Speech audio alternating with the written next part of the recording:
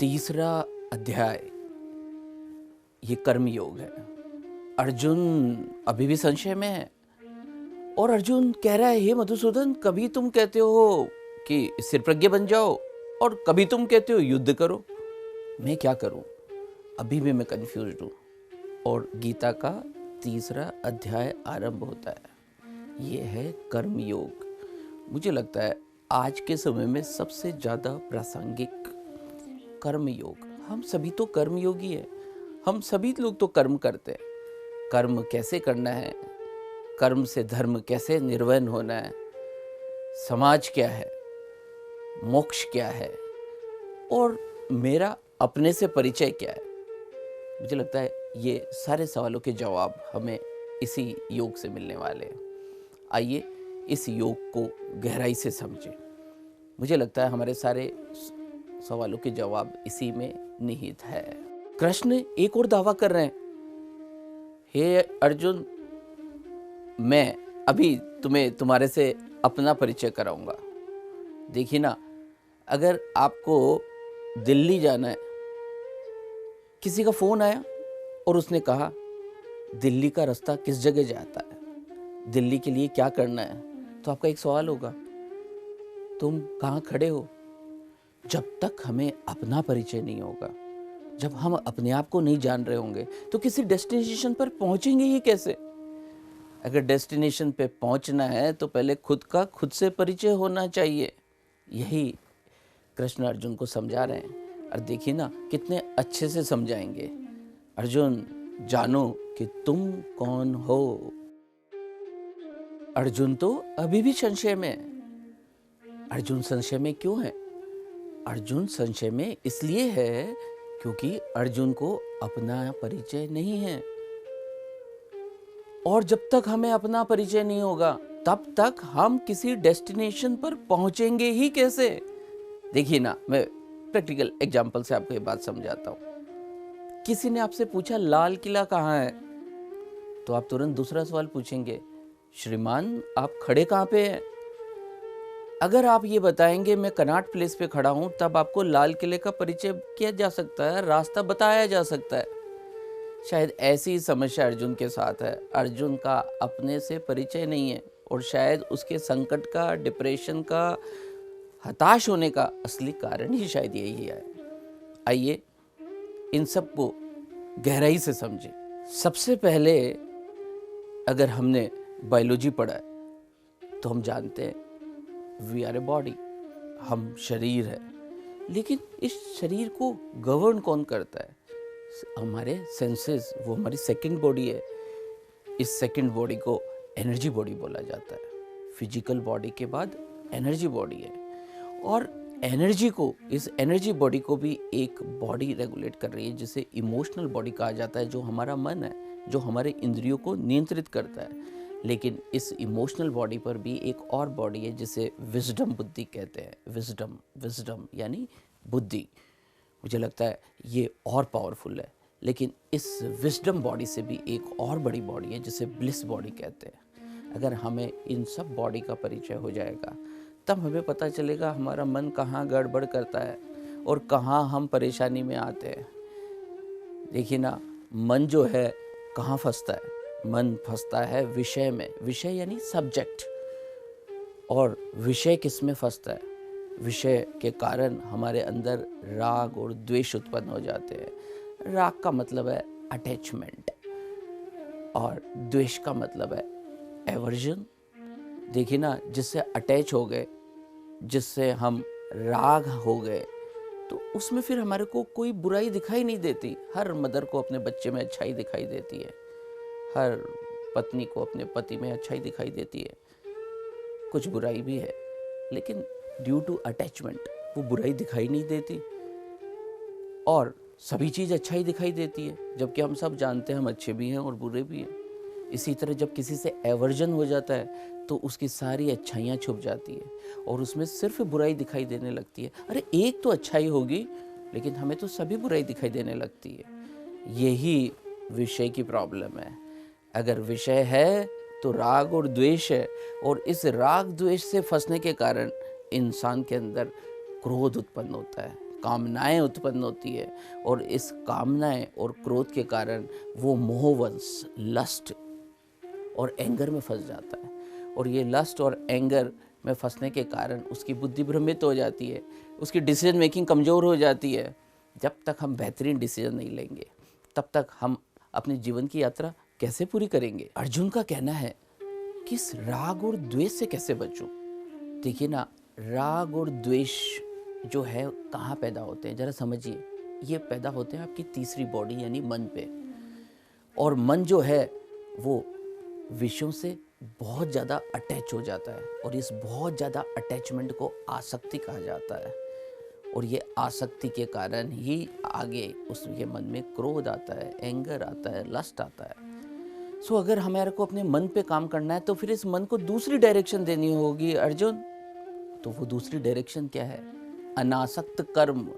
Yes, ये अनासक्त कर्म ही इस पूरे तीसरे चैप्टर का सारांश है। अनासक्त मतलब डिटैच होके कर्म करना, फल की इच्छा करे बिना कर्म करते रहना। क्यों? क्योंकि कर्म ही धर्म है, क्योंकि कर्म ही प्रारब्ध बनाता है, क्योंकि कर्म ही भाग्य का निर्माण करता है, क्योंकि कर्म का फल मिलना निश्चित है। इसलिए कर्म किए जाए और अनासक्ति भाव से किए जाए। यही यही यही इस चैप्टर का सारांश है। आइए इसे एक व्यवहारिक एग्जाम्पल से समझें। देखिए ना, राजा, आज के ज़माने के राजा, पॉलिटिशियन, अगर पॉलिटिशियन अपने इंटरेस्ट को, अपने ही स्वार्थ की सिद्धि करने लगेंगे तो इसे आसक्ति होना कहेंगे, और वो कोई भी काम करेंगे उसमें अपना ही हित देखेंगे, और यही तो भ्रष्टाचार का मुख्य कारण है। आज हमारा समाज जिस समस्याओं से ग्रसित है वो समस्या का नाम है भ्रष्टाचार, करप्शन। और करप्शन इसलिए है क्योंकि राजा ही प्रजा को खाने लगे हैं। राजा का अस्तित्व प्रजा की वजह से है, प्रजा का अस्तित्व राजा की वजह से नहीं है। ये बात समझ नहीं आती, क्योंकि हर पॉलिटिशियन मोह में बंध जाता है। वो अपने स्वार्थ के कारण समाज का नुकसान करने लगता है। मुझे लगता है अगर हर पॉलिटिशियन अपनी इस मन के ऊपर काम करे, इसे अनासक्ति भाव से जोड़ ले, तो मुझे लगता है वो एक ऐसा स्वस्थ समाज का निर्माण हो जाएगा जहाँ सिर्फ हैप्पीनेस होगी, सिर्फ हैप्पीनेस होगी और सिर्फ हैप्पीनेस होगी। क्योंकि जैसी राजा वैसी प्रजा, जैसे पिता वैसे पुत्र, और जैसे शिक्षक वैसे बच्चे। यही तो चलता है, यही तो सत्य है, यही तो चाणक्य ने कहा था। शरीर इंद्रियों से कंट्रोल में आता है, इंद्रियां मन के अधीन है, मन बुद्धि के अधीन है, और बुद्धि आत्मा के अधीन है, और आत्मा परमात्मा के अधीन है। हमें चारों तरफ काम करना पड़ेगा। मन को एक बड़ी शक्ति से कंट्रोल करना पड़ेगा जिसका नाम है बुद्धि, और यहाँ बुद्धि की व्याख्या है अनासक्त कर्म, डिटैच होकर कर्म करते जाना। कितनी महत्वपूर्ण और अच्छी व्याख्या है। हर पॉलिटिशियन को इस बारे में सोचना चाहिए, हर डॉक्टर को इसके बारे में सोचना चाहिए, हर चार्टर्ड अकाउंटेंट को इसके बारे में सोचना चाहिए कि क्या वो अपना कर्म डिटैच होकर कर पाते हैं, क्या अनासक्ति भाव से कर्म कर रहे हैं, क्या सिर्फ सेल्फ में सीमित है, क्या अपने आप पे ही काम कर रहे हैं। आइए इसे और गहराई से समझते हैं कि स्वयं और समाज में क्या फ़र्क है। अगर अनासक्त भाव को हमें समझना है तो हमारे को स्वयं और समाज को समझना पड़ेगा। श्रेष्ठ क्या है? कितना अच्छा सवाल है। श्रेष्ठ धर्म है। अगर किसी भी शब्द को गहराई से समझा जाए, हम किसी एक सर्वश्रेष्ठ शब्द को ढूंढना चाहे तो वो धर्म है। धार्यति इति धर्म, हम जो धारण किए हुए हैं वही तो हमारा धर्म है। धर्म कितना महत्वपूर्ण है, प्रतिपल हमारी ड्यूटीज हमारा धर्म है। तो सर्वश्रेष्ठ धर्म का निर्धारण कैसे हो? अगर वो धर्म जिसको आप धारण किए हुए वो समाज के हित में तो श्रेष्ठ है, लेकिन आपके व्यक्तिगत हित में तो वही तो आसक्ति है। मुझे लगता है इस आसक्ति ही हमारी समस्याओं का कारण है। हम सब लोग स्वयं तक सीमित हो गए हैं, लेकिन स्वयं की पहचान समाज से है। हम समाज के भाग हैं, हमसे समाज नहीं है। ये कॉन्सेप्ट होना बहुत क्लियर होना बहुत ज़रूरी है। इसलिए हर इंसान अगर ये देखे कि मैं जो काम कर रहा हूँ वो समाज हित में है या नहीं, तो यही तो धर्म है। अर्जुन के मन में अभी भी संशय है। अर्जुन मोक्ष की बातें करने लगा है, अर्जुन ज्ञान की बातें करने लगा है, पर श्री कृष्ण कहते हैं देखो तुम्हें अगर ज्ञान योग और कर्म योग में से चुनाव करना है तो एक का करना है। पर देखो अर्जुन, ये दोनों अलग अलग नहीं है। हम सामान्य रूप से समझते हैं ज्ञान का मतलब है सिर्फ नॉलेज, सिर्फ कल्पनाएं करना, सिर्फ ज्ञान को अर्जित करना।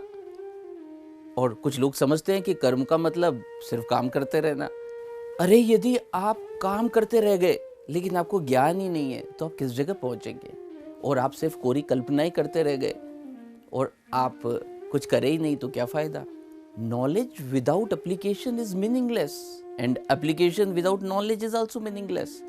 लेकिन अर्जुन, अगर इन दोनों में से तुम्हें सर्वश्रेष्ठ का चयन करना है तो ज्ञान से तो कुछ होगा भी नहीं, क्योंकि ज्ञान से तो तुमने कुछ कर्म किया ही नहीं, तो तुम्हारे ज्ञान का मतलब भी क्या? और यदि तुमने कर्म किया तो संभावना है कि तुम्हारा कर्म सही डायरेक्शन में हो। तो अगर दोनों में से किसी एक का चयन करना है तो अर्जुन, मैं तुम्हें कहना चाहूंगा कर्म मार्ग ही श्रेष्ठ है। अर्जुन को कृष्ण एक और बात समझा रहे हैं, मोक्ष। क्या मोक्ष भक्ति मार्ग से मिलता है?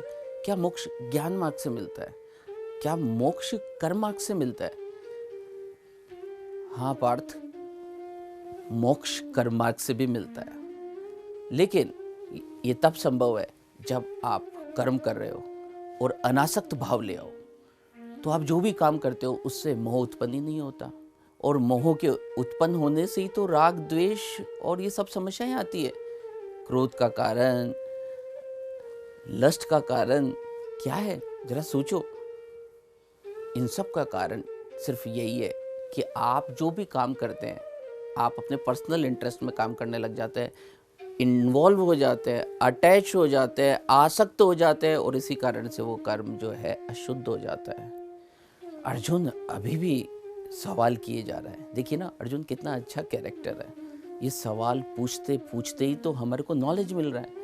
अगर अर्जुन चुप हो जाता, अर्जुन अगर विवेक का इस्तेमाल नहीं करता, तो इतने अच्छे सवालों के जवाब हमें मिलते कैसे? अर्जुन का फिर एक सवाल है, मुझे कर्म के प्रकार बताइए। श्री कृष्ण कहते हैं कर्म के 3 प्रकार है, कर्म, अकर्म और विकर्म। कर्म से अकर्म अच्छा है। अकर्म मीन्स अनासक्त भाव से कर्म करना। यदि कोई सैनिक है और वो युद्ध में युद्ध ना लड़े, क्यों? क्योंकि उससे विनाश होगा, तो वो अधर्म है, वो गलत है।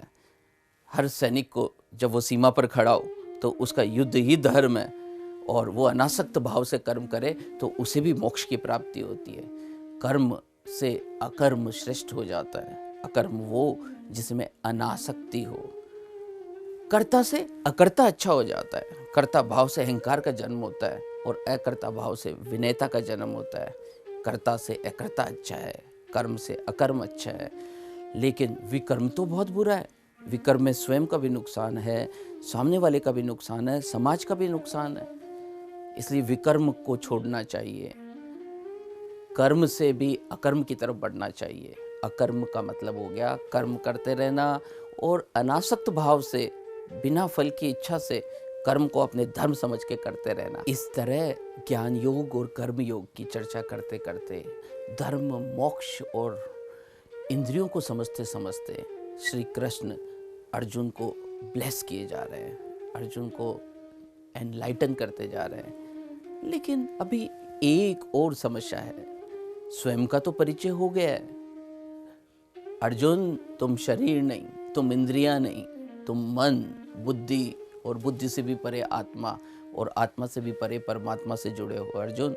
इस तरह ज्ञान योग और कर्म योग की चर्चा करने के पश्चात, और शरीर का इंद्रियों से संबंध, इंद्रियों का मन से संबंध, मन का बुद्धि से संबंध, और बुद्धि का आत्मा से संबंध, और आत्मा का परमात्मा से संबंध जानने के बाद भी अर्जुन अभी संशयित है। के बाद भी अर्जुन का संशय टूट ही नहीं रहा, क्योंकि अर्जुन का तो परिचय हुआ, इंसान का स्वयं से तो परिचय हुआ, लेकिन ईश्वर से परिचय नहीं हुआ। अभी भी अर्जुन कृष्ण को ईश्वर नहीं समझ रहा, और इसलिए अर्जुन अभी भी संशयग्रस्त है।